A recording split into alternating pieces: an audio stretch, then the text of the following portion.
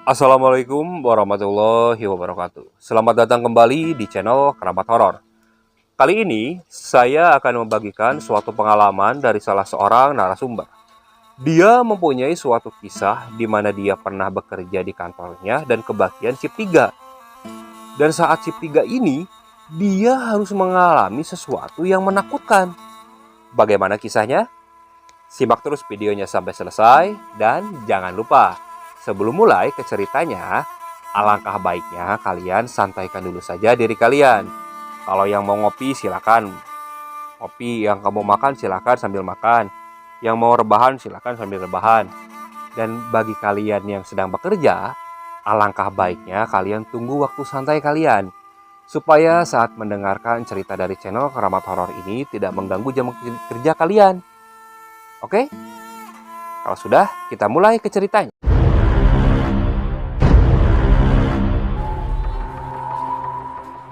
Hari yang panjang dan cukup melelahkan. Ini adalah hari kedua aku bekerja di perusahaan agensi. Aku bekerja sebagai seorang IT di perusahaan tersebut. Namun, seorang IT di perusahaan itu bekerja dengan sistem shift. Hal ini dilakukan untuk memantau server agar bisa mendapatkan penanganan segera jika sedang mengalami permasalahan. Demi memonitor server, divisi membagi 3 shift. Shift pertama berlangsung dari pukul 9.00 hingga pukul 17.00. Shift kedua melanjutkan hingga pukul 1 dini hari. Dan shift 3 hingga pukul 9 pagi. Hari kedua ini, aku langsung mendapatkan jadwal shift 3.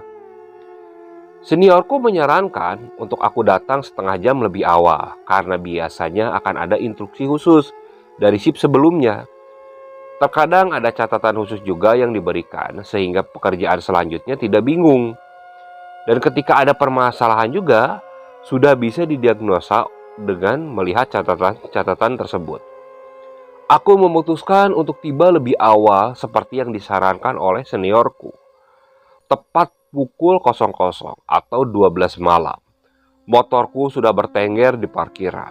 Seperti kebanyakan kantor agensi, kantor tempatku bekerja tidak berada di dalam gedung, melainkan di sebuah rumah bertingkat 2 berarsitektur klasik, yang katanya sudah dijadikan kantor sejak 3 tahun yang lalu. Pemilik bangunan ini adalah saudara yang punya perusahaan. Namun sebelum dijadikan kantor agensi, bangunan ini sudah lama tidak terisi. Banyak cerita-cerita miring tentang bangunan tersebut. Tapi aku tetap tidak takut dan memilih berpikir secara logika. Aku mulai melangkah masuk dari pintu samping kemudian ke ruang tengah. Tepat di lantai 1 ini adalah tempat para bos dan juga ruangan-ruangan untuk meeting. Sedangkan tempat aku bekerja itu berada di lantai 2. Aku terus saja berjalan hingga saat sampai di tangga, saya melihat ada salah seorang senior saya yang berjalan turun. Dia bernama Dani. Dan mau kemana? Mau ngerokok dulu ke bawah. Udah, kamu ikut aja dulu. Lagian masih jam 12 ini. Aku mengikuti Dani dari belakang. Meskipun aku anak baru, tapi lingkungan di sini sangat terbuka.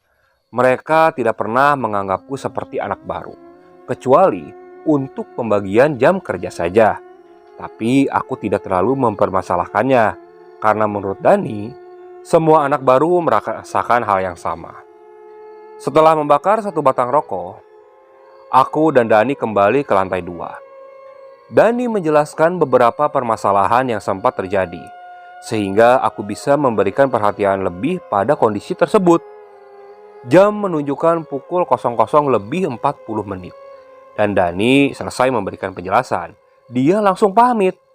Aku sempat protes, namun tetap saja Dani melangkah pergi sambil melambaikan tangan. Sekilas ku gambarkan bagaimana bentuk bangunan kantorku. Lantainya berwarna putih dengan ukuran 60 x 60 cm per ubinnya. Tangganya terbuat dari kayu. Dan bagian lantai 2 berbentuk huruf L. Jadi jika kita berada di atas, kita bisa melihat ke bagian bawah. Sedangkan bagian langit-langit berbentuk mengikuti atapnya. Sehingga rangka kayu masih terlihat dengan jelas. Sudut-sudut gelap di bagian atas itu memang terkadang terlihat menakutkan. Tapi untungnya Pak Joko, seorang cleaning service sekaligus penjaga gedung tersebut, selalu rajin dan sering membersihkannya. Bagian atas ini memiliki balkon yang cukup lebar. Kata Budi yang menempati posisi HRD, balkon adalah bagian paling baru dari bangunan ini. Kalau siang, banyak yang merokok di area tersebut karena ada sebuah pohon mangga yang menjulur dari bawah hingga daun-daunnya rindang dan memenuhi area tersebut. Namun, jika malam tiba, orang-orang memilih untuk turun ke area parkiran. Katanya sih, pohon mangga tersebut membuat suasana balkon menjadi kurang menyenangkan saat malam hari. Bagian dinding yang memisahkan antara ruang kerja dengan balkon tidak ditembok, melainkan menggunakan kaca. Jadi, aku masih bisa melihat ke dalam saat sedang berada di dalam balkon. Saat sedang mengecek server, tiba-tiba aku dikagetkan dengan suara pintu yang berada di lantai 1 seperti dibanting oleh sesuatu yang cukup kencang. Aku lalu bangkit dari tempat dudukku. Aku berjalan dan menengok dari lantai 2 ke lantai 1. Tampak ruangan itu cukup gelap, tapi aku masih bisa melihat situasi di lantai 1. Aku arahkan pandanganku dari ujung kanan ke ujung kiri. Namun aku tak melihat ada siapapun di sana. Mendadak, perasaanku langsung tidak enak. Aku langsung berjalan kembali menuju meja tempat kerjaku. Aku lalu duduk. Kualihkan ketakutanku dengan mengecek server-server yang berjalan. Setelah 15 menit, rasa takutku pun hilang. Kulihat semua server berjalan normal. Tak ada masalah. Malah aku menjadi bosan. Di situ aku langsung bangkit. Aku berniat untuk merokok dulu di balkon. Kalau harus turun ke bawah, aku malas juga. Ditambah takutnya setelah kejadian ada pintu dibanting tadi, bisa-bisa ada sesuatu yang menakutkan muncul di lantai bawah. Itu yang muncul di pikiranku. Aku berjalan menuju balkon. Sampainya di balkon, aku lalu menyalakan rokokku. Kulihat lampu di balkon ini cukup redup. Apalagi ditambah dengan daun-daun pohon mangga yang membuat suasana terlihat semakin mencekam. Ini harus diganti kayaknya lampu nih. Kalau malam kayaknya kurang terang, ucapku waktu itu. Sambil merokok, aku keluarkan ponselku. Aku bermain game online kesayanganku. Saat sedang bermain game online, tiba-tiba lampu mendadak redup, terus menyala. Redup, menyala. 3 kali seperti itu. Aku melihat ke arah lampu. Loh, gak ada yang salah. Saat aku menatap ke arah ponselku kembali, tiba-tiba aku mendengar suara. Ricky. Aku langsung kaget. Aku berdiri dari posisi jongkokku. Kemudian aku melihat sekeliling. Tak ada siapapun di sana. Jelas-jelas aku yakin aku mendengar suara seorang perempuan yang memanggilku. Suaranya terdengar halus tapi benar-benar membuat bulu kuduku berdiri. Woi, jangan ganggu woi. Aku lagi kerja nih. Kita masing-masing aja. Ucapku berbicara seolah-olah ada seseorang di sana. Aku melihat sekeliling. Semuanya tampak sepi. Karena rokok masih tersisa, aku mau masuk tanggung juga. Aku kembali jongkok. Saat sudah jongkok, tiba-tiba lampu di atas balkon itu mendadak benar-benar redup. Dan ujung mata sebelah kananku melihat ada sepasang kaki yang jaraknya kurang lebih sekitar 1 meteran. Cepat-cepat aku menoleh ke arah kaki itu tanpa melihat ke atas. Kaki itu terlihat cukup mengerikan.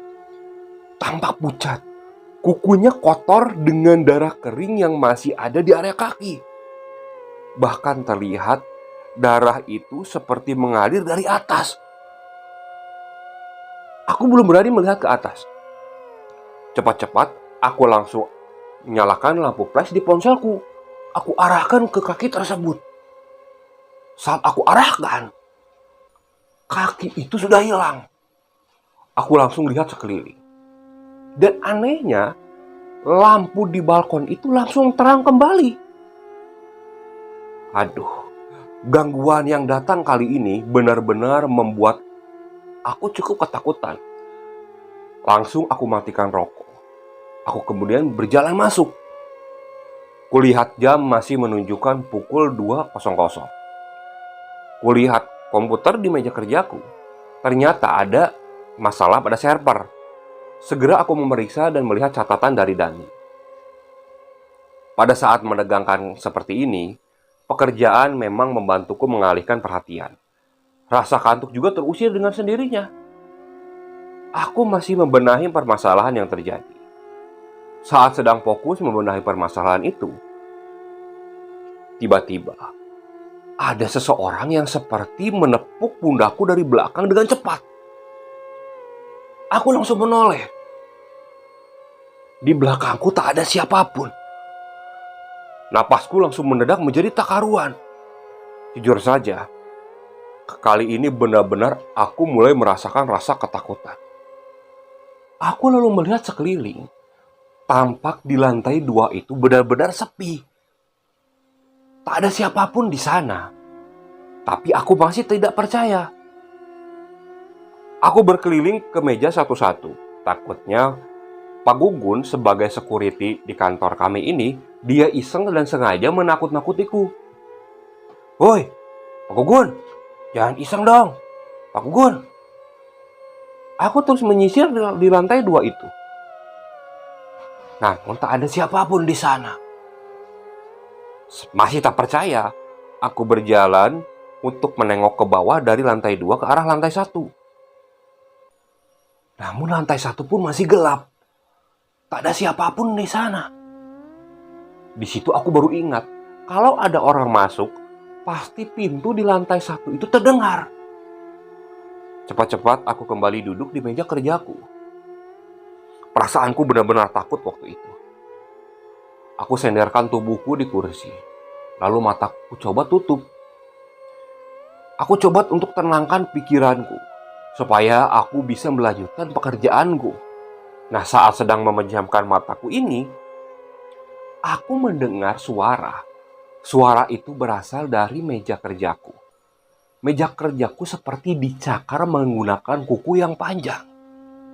Aku belum membuka mata. Namun suara itu semakin jelas. Dan saat aku membuka mata, aku langsung loncat dari tempat duduk. Aku mundur beberapa langkah. Karena ada sesosok perempuan. Rambutnya panjang. Wajahnya terlihat cukup menakutkan.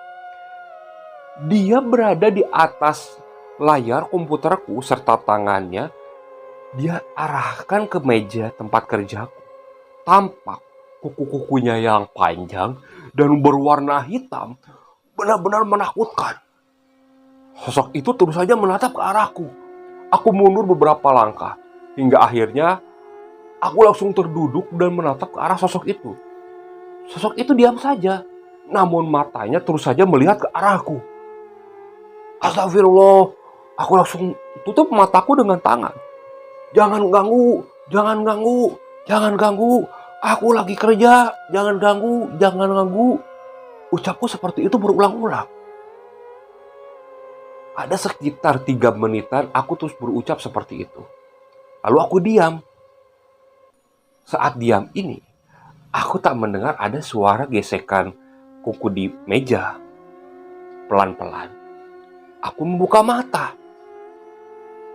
Saat membuka mata, kulihat sosok itu sudah tidak ada. Aku lalu melihat sekeliling. takutnya sosok perempuan itu masih ada dan menakut-nakutiku. Kulihat hingga pojokan di lantai 2. Sosok itu benar-benar sudah tidak ada.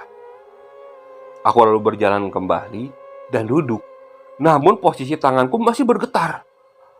Lalu atur napasku supaya aku bisa benar-benar tenang. Beberapa kali aku coba menarik napas panjang. Namun tetap saja kulihat tanganku masih bergetar hebat. Begitu juga dengan kakiku. Di situ aku terus berpikir, bagaimana caranya aku melewati malam ini dan bisa terlepas dari gangguan-gangguan makhluk tersebut. Aku baru ingat bahwa di bawah ada Pak Gugun yang menjaga. Aku berniat untuk meminta tolong Pak Gugun supaya menemaniku malam ini.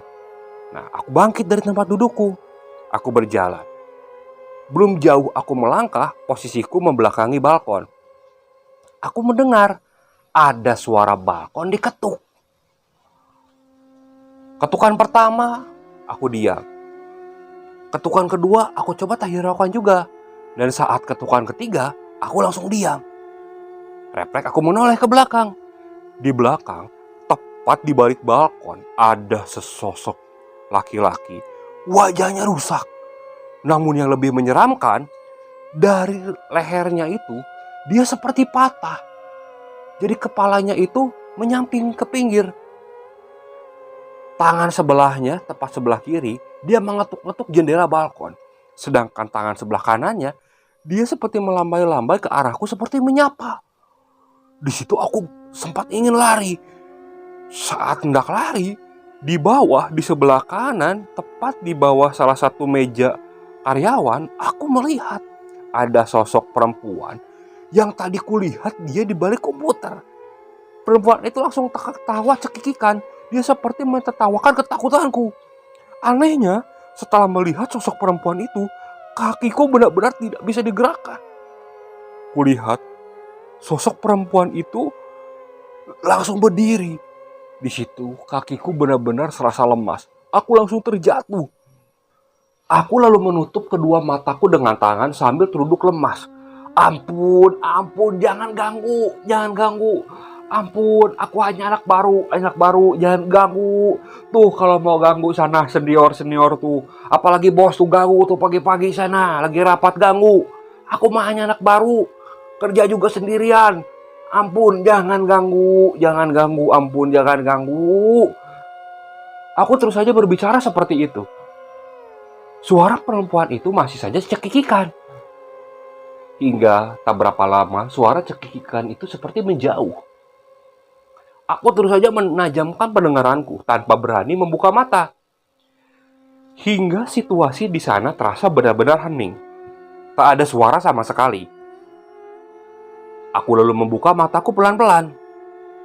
Kuarahkan ke sosok perempuan itu. Dia sudah tidak ada. Kulihat ke arah balkon. Sosok laki-laki yang menyeramkan itu pun sudah hilang. Kulihat kakiku dan coba gerakan. Ternyata kakiku bisa bergerak kembali. Dengan cepat aku langsung bangkit. Aku berlari menuju tangga ke lantai 1. Saat sudah di lantai 1 ini, aku mendengar suara cekikikan tawa. Bodohnya aku waktu itu malah menoleh ke arah sumber suara. Tampak dari arah lantai 2 ke tempat yang aku biasa melihat ke bawah, sosok perempuan itu sedang duduk di besi yang berada di pinggiran. Dia tampak mengayun-ngayunkan kakinya sambil tersenyum ke arah. Melihat itu dengan cepat aku langsung berlari ke arah pintu. Saking paniknya, pintu waktu itu harusnya digeser ke samping. Karena benar-benar panik waktu itu, aku malah buka pintu untuk tarik ke depan. Dan ternyata pintu tidak bisa dibuka. Bodohnya aku, bukannya digeser pintunya, malah berlari ke arah pintu depan. Pintu depan kita harus melewati sebuah ruangan yang benar-benar gelap. Pas masuk ke ruangan itu, pandanganku masih saja melihat ke arah sosok perempuan yang di lantai 2 itu. Karena suara cekikikannya masih terus saja terdengar. Nah, saat aku rasa sudah sampai di pintu, karena posisi gelap, aku coba pegang gagang pintu. Namun ada yang berbeda. Saat aku pegang, gagang pintu ini benar-benar dingin. Bahkan terkesan seperti tangan. Dari kulitnya terasa seperti banyak boroknya. Dan aku menoleh ke samping. Tepat di samping pintu, sosok laki-laki dengan wajah yang menakutkan dan leher yang hampir patah, dia julurkan tangannya ke arah gagang pintu. Jadi ketika aku pegang, yang aku pegang itu bukan gagang pintu, melainkan tangan dari sosok menyeramkan itu. Ingin rasanya aku melepaskan pegangan di tangan itu. Tapi anehnya, tanganku tidak bisa melepaskan genggaman ke tangan tersebut.